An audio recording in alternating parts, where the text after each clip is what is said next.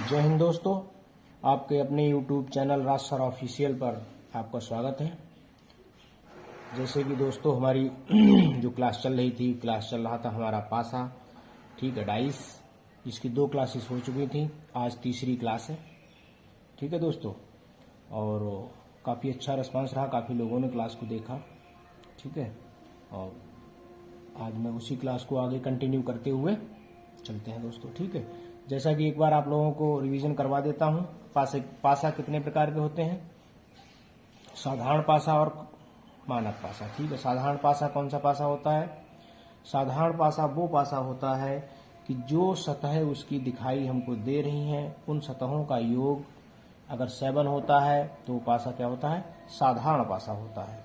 और मानक पासा वो पासा होता है जिसकी जो सतह हमको दिखाई दे रही हैं, उन सतह में किन्हीं दो का योग 7 नहीं होता है, वो मानक पासा होता है, ठीक है दोस्तों।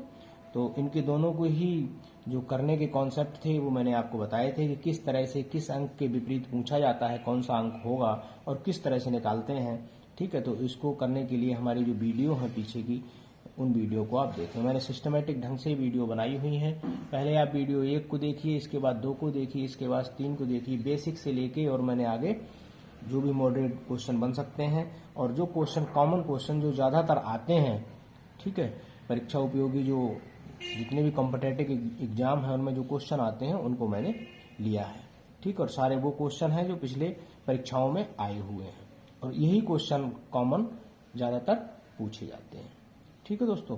तो बहुत ही अच्छा टॉपिक है और 1 नंबर का क्वेश्चन इसमें से पूछा जाता है।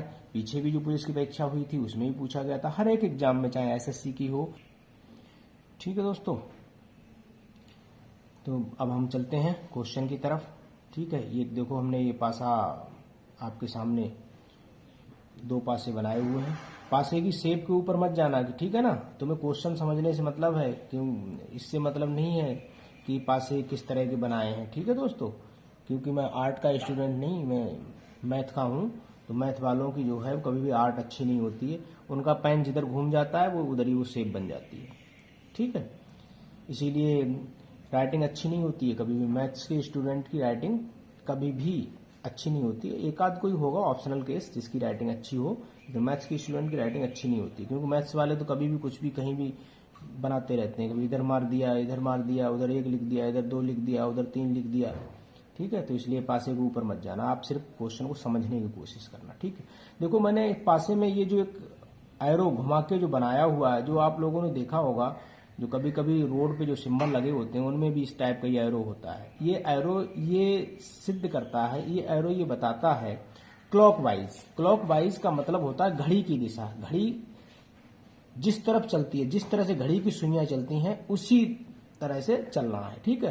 क्लॉकवाइज का ये मतलब होता है। तो दिए गए पासों में 3 के विपरीत कौन सा अंक आएगा, ये आपको बताना है, ठीक है।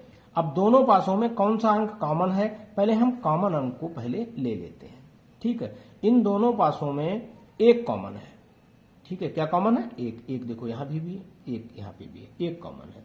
अब इसके बाद इसमें हमने क्लॉकवाइज सिंबल बना लिया, ठीक है, कि जो कॉमन है उसके बाद से क्या है, जो क्लॉकवाइज का मतलब होता है कि 1 के बाद हम 5 लिखेंगे और 5 के बाद हम 3 लिखेंगे। ऐसे इसमें 1 लिखेंगे, 1 के बाद हम 2 लिखेंगे, 2 के बाद हम 4 लिखेंगे। अब हमने क्या किया, देखो यहाँ पे, ठीक है, 1 लिखा, 1 के बाद हमने 5 लिखा और 5 के बाद 3 लिखा। इसीलिए यहाँ पे मैंने लिखा था कि क्लॉकवाइज अंकों को नोट कर लेते हैं, ठीक। इस वाले में हमने 1 लिखा, इसके बाद 2 लिखा और 2 के बाद 4 लिखा। देखो, 1 लिखा, 2 लिखा और 2 के बाद 4 लिखा। अब जिस अंक के सामने सेम अंक आता है वहां पर हम 6 को मान लेते हैं। ये हमने पहले भी बताया था, ये कॉन्सेप्ट है कि सेम अंक, क्योंकि सेम अंक तो पासिंग हो नहीं सकता है, तो सेम अंक की जगह हम क्या मानते हैं, 6 मान लेते हैं, ठीक है दोस्तों। तो 1 के विपरीत क्या आएगा, 1 के विपरीत 6 आएगा, और 5 के विपरीत 2 आएगा, और 3 के विपरीत 4 आएगा, ठीक है। अतः हमारा इसका आंसर क्या होगा, 4 होगा। समझ में आ गया दोस्तों। अगर 2 पासे दिए गए हैं और दोनों पासों में से अगर किसी भी उसके सामने पूछा है, अगर आपसे यहाँ पे तो हमने क्वेश्चन में पूछा था कि 3 के विपरीत क्या आएगा, अगर हम ये पूछें कि 1 के विपरीत क्या आएगा, तो 1 के विपरीत क्या आएगा, 6 आएगा, ठीक है दोस्तों। और 3 के विपरीत क्या आएगा, 4 आएगा। 5 के विपरीत क्या आएगा, तो 2 आएगा। ठीक है दोस्तों। तो इसमें हमने क्वेश्चन में क्या पूछा था कि दिए गए पासों में 3 के विपरीत कौन सा अंक आएगा, तो दोस्तों 3 के विपरीत क्या आएगा, 4 आएगा। ठीक है, 3 के विपरीत 4 आएगा, इसलिए हमारा आंसर 4 सही है। अब हमने सारे ही बता दिए, वो अगर 3 के चाहे विपरीत पूछे, चाहे आपसे 1 के विपरीत पूछे, चाहे आपसे 5 के विपरीत पूछे, आपने इस तरह से लिख लेना है और जिसके सामने आता है वही होगा। क्योंकि 1 के साथ अगर सेम अंक आ जाए तो सेम अंक आते ही आपने क्या करना है, 6 को ऑप्शन से टिक कर देना है। आ गया समझ में? इसके और भी एक कॉन्सेप्ट बनता है जो आगे वाले क्वेश्चन में हम आपको समझाएंगे। ठीक है दोस्तों, अब चलते हैं आगे वाले क्वेश्चन। ठीक, नेक्स्ट क्वेश्चन पे, नीचे दिए गए पासों में 4 के विपरीत क्या अंक होगा ज्ञात करो। अब देखो नीचे भी 2 पासे दिए गए हैं। ठीक, 2 पासे दिए हैं। ठीक, इस बार देखो हमने पासों का शेप है ना अच्छा करने की कोशिश की है। ठीक है, अब देखो पास यहाँ पे 4 है, यहाँ पे 3 है, यहाँ पे 5 है, यहाँ पे 2 है, यहाँ पे 4 है, यहाँ पे 3 है, और इसके ऑप्शन भी दिए हैं। ऑप्शन देने का एक रीजन था, वो मैं आपको आगे चल के बताऊंगा। एग्जामिनर जो है कंफ्यूजिंग करने के लिए क्या करता है, इस टाइप का क्वेश्चन बना देता है जिससे कि आप कंफ्यूज हो जाएं, और ये क्वेश्चन जो है वो कंफ्यूज वाला ही है। इसीलिए मैं लेके आया हूं कि जिससे कि मैं आप लोगों को क्लियर कर सकूं। आप अगर इस टाइप का क्वेश्चन आ जाए तो आप कंफ्यूज ना हो। ठीक है, नेक्स्ट दोनों ही क्वेश्चन जो है बहुत ही अच्छे और अच्छे लेवल के क्वेश्चन, ठीक है, और कंफ्यूजिंग भी हैं। ठीक है, इस ऑप्शन में देखो एक में 1 और 6 दिया हुआ है, दूसरे में 3 है, तीसरे ऑप्शन में 5 है, चौथे ऑप्शन में 2 दिया गया। अब दोनों पासों में हम कॉमन चेक करेंगे, ये हमने पहले ही आपको बता दिया है, कॉमन चेक करेंगे। इन दोनों पासों में 4 एवं 3 कॉमन है। ठीक है, ये देखो 4, यहाँ पे भी 4, 3 और 3 यहाँ पे भी 3, ठीक है, कॉमन है। इन दोनों पासों जो कॉमन है उसको हम क्या करेंगे, पहले लिखेंगे, लेकिन लिखते समय क्लॉकवाइज घड़ी की तरह, जिस तरह घड़ी की सुइयां घूमती हैं उसी क्रम में लिख लेंगे। लेकिन सबसे पहले कॉमन लिखेंगे, सबसे पहले ये चीज ध्यान रखनी है। ठीक है, कॉमन लिखते समय सबसे पहले कॉमन को प्रायोरिटी देंगे, जो बच जाएगा उसको बाद में लिखेंगे। ये बात भी आपने याद रखनी है, ये पकड़ के मत बैठ जाना, ये नहीं कॉमन वाले पहले हम 4 लिखेंगे फिर उसके बाद 3 5, तो यहां वाले में देखो गड़बड़ हो जाएगा। ठीक है ना, इसलिए पहले कॉमन को देंगे, इसके बाद लास्ट वाला लिखेंगे। अब देखो इसमें 4 कॉमन है, 4 को लिख लिया हमने, इसके बाद 3 लिख लिया, 5 लिख लिया। ठीक है, 4 3 और 5 लिख लिया। नीचे वाले में देखो हमने 4 लिखा और 3 लिखा, इसके बाद क्या बच गया, 2 बच गया। 4 लिखा, 3 लिखा और इसके बाद हमने 2 को लिखा। ठीक है, अब देखो 4 के सामने 4 आ गया, 3 के सामने 3 आ गया, 5 के सामने 2 आ गया। इसका मतलब क्या है कि 4 के सामने सेम अंक है और 3 के आगे भी सेम अंक है, 5 के आगे 2 है, तो यहाँ पे इससे तो क्लियर हो गया कि 5 के विपरीत 2 ही आएगा। 3 के विपरीत जब सेम अंक है तो रूल क्या कहता है कि जहां सेम अंक होते हैं तो 6 आएगा, लेकिन 4 के सामने भी सेम अंक है तो 4 के सामने भी 6 आना चाहिए, लेकिन पासे में 1 2 3 4 5 6 एक अंक एक ही बार हो सकता है। अतः अगर 4 के सामने सेम अंक है और ऑप्शन में 4 के विपरीत पूछा है तो हम चेक करेंगे कि क्या ऑप्शन में 6 दिया हुआ है।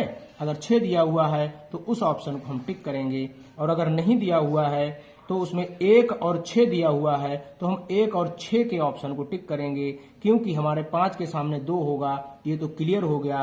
अब 2 ही संख्याएं बची हैं, वो या तो 1 हो सकती है या फिर 6 हो सकती है, इसलिए हम ऑप्शन 1 को टिक करेंगे।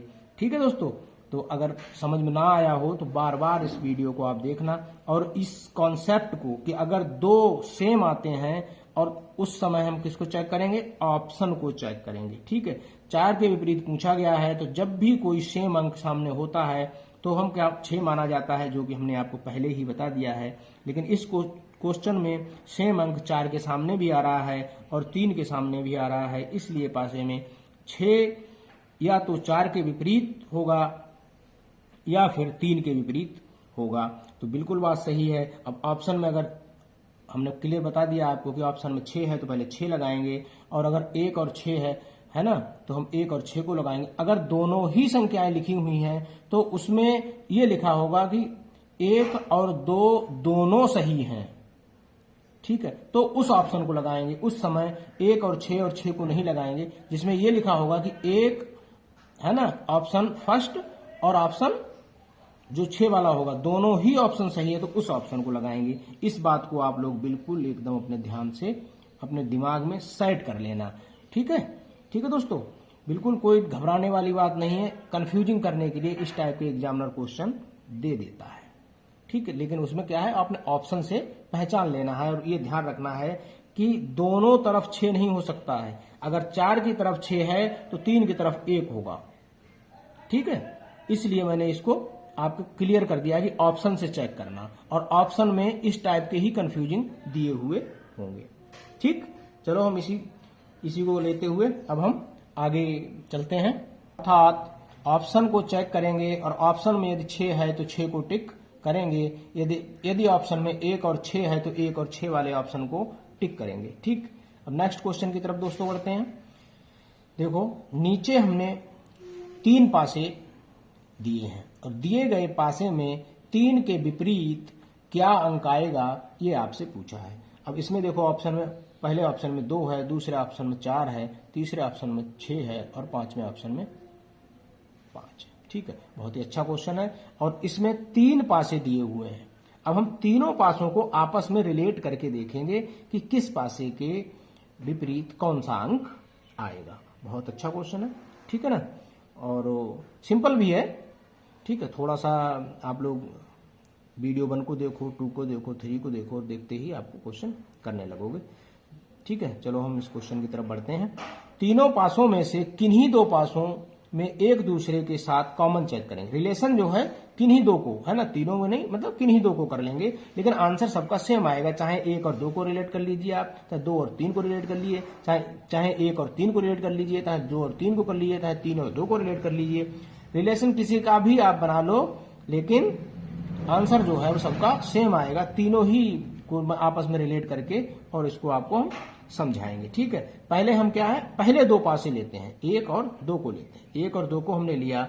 ठीक है, क्लॉकवाइज आपको बता ही दिया कि क्लॉकवाइज का मतलब होता है कि जिस दिशा में जिस तरह से घड़ी घूमती है उसी दिशा में हम उसको नोट करेंगे। ठीक है, अब पहले जो कॉमन होता है उसको सबसे पहले प्रायोरिटी देते हैं। तो इसमें देखो, इन क्या कॉमन है, दोनों में 3 कॉमन है और 1 कॉमन है।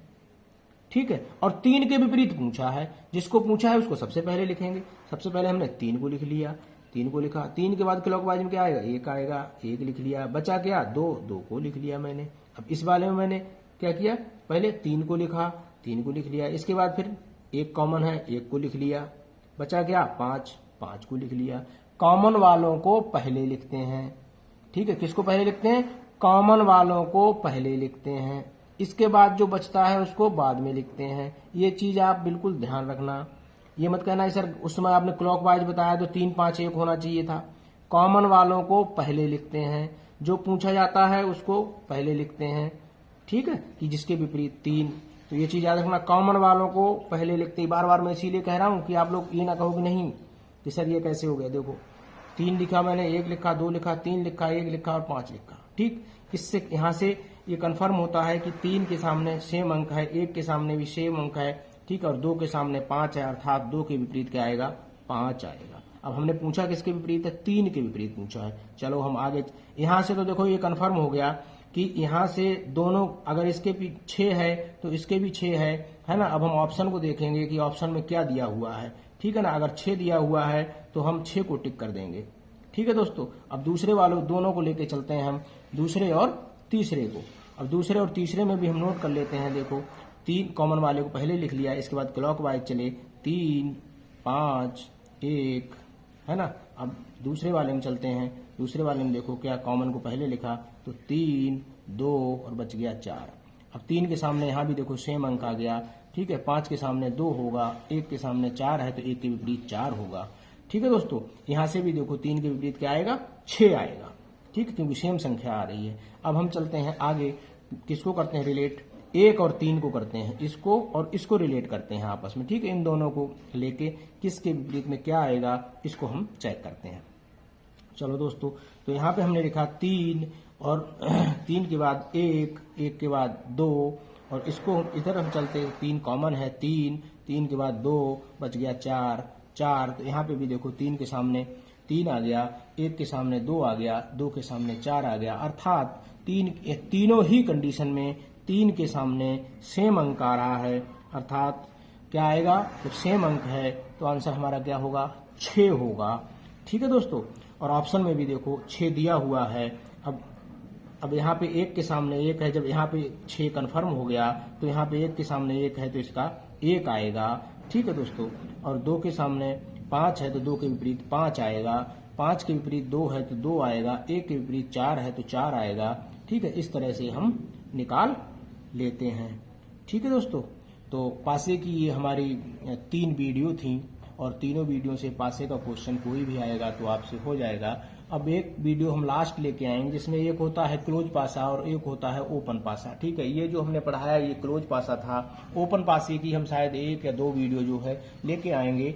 ठीक है, और हम बताएंगे कि ओपन पासा क्या होता है, किस तरह से होता है, उसमें किस तरह टाइप के क्वेश्चन पूछे जाते हैं। कभी कभी क्लोज पासा ना पूछ के ओपन पासा पूछ लेते हैं, और ऐसा भी देखा गया है कि कभी कभी दोनों ही पासे पूछ लेते हैं, एक क्लोज पासा पूछ लेते हैं और एक ओपन पासा पूछ लेते हैं। वो भी बहुत सिंपल है ओपन पासा। ठीक है, और उसको भी हम 1-2 वीडियो में आपको समझा देंगे। ठीक है दोस्तों, मेहनत से काफी मेहनत से थोड़ा सा दिल लगा के, इस समय अभी कोई काम भी नहीं है।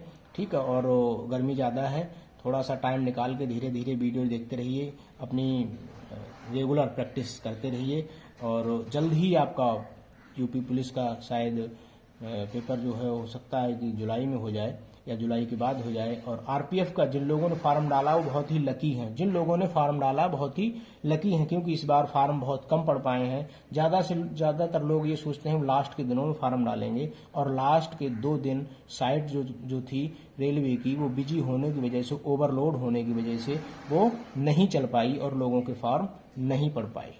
ठीक है, इसलिए इस बार फॉर्म कम पड़े हैं। ठीक है, तो जिन लोगों ने फॉर्म डाले हैं मेहनत करें। ठीक है, सिलेक्शन का बहुत अच्छा चांस है, और अपने रेलवे वाले आरपीएफ वाले सबसे ज़्यादा ध्यान रखें अपने फिजिकल का। ठीक है, फिजिकल में कंपटीशन ज़्यादा है और रिटन में कंपटीशन उसमें कम है। रिटन में तो बहुत नॉर्मल से सवाल पूछे जाते हैं। ठीक है, और इसलिए आप फिजिकल को भी सुबह शाम अपने रेस वगैरह लगाते रहें। ठीक है, और अपना फिजिकल को मेंटेन करके रखें। ठीक है दोस्तों, तो आज हम यहीं तक, ठीक है, यहीं पे अपनी इस वीडियो को विराम देते हैं, और आप लोगों से गुजारिश है, ठीक है, कि हमारी इस वीडियो को ज़्यादा से ज़्यादा शेयर करें। और लाइक तो आप लोग करते नहीं हो, ठीक है, चलो, लेकिन मेरे लिए यही खुशी है कि अगर ये कंटेंट मैं दे पाता हूँ और आप लोगों को अच्छा लगता है, आपको समझ में आता है, तो बहुत अच्छी बात है। ठीक है दोस्तों, और शेयर करें। और जो भी स्टूडेंट्स जो देख रहे हैं, जैसे कि मैंने देखा है कि 40% लोग ऐसे हैं जिन्होंने मुझे सब्सक्राइब नहीं किया है और हमारी वीडियो देखते हैं। चलो, अच्छी बात है अगर आपका दिल नहीं कर रहा है सब्सक्राइब करने का, लेकिन मुझे खुशी होती है कि आप सब्सक्राइब बिना किए हुए भी आप मेरी वीडियो देखते हो। इसका मतलब कि कहीं ना कहीं आपके जहन में है कि सर जो है वो अच्छा पढ़ाते हैं और समझ में आता है, तभी आप हमारी वीडियो देखते हो। ठीक है, तो कोई बात नहीं, अगर दिल करे तो सब्सक्राइब कर लेना। ठीक है, और नहीं तो आप वीडियो देखते रहो। मेरा एक ही मकसद है, आपका सिलेक्शन। ठीक है, अगर मैं एक भी क्वेश्चन आपको समझा पाता हूं और एक भी मार्क्स आपका बढ़ जाता है उस एग्जाम में, तो बस जो मेरा एम है वो पूरा हो जाता है दोस्तों।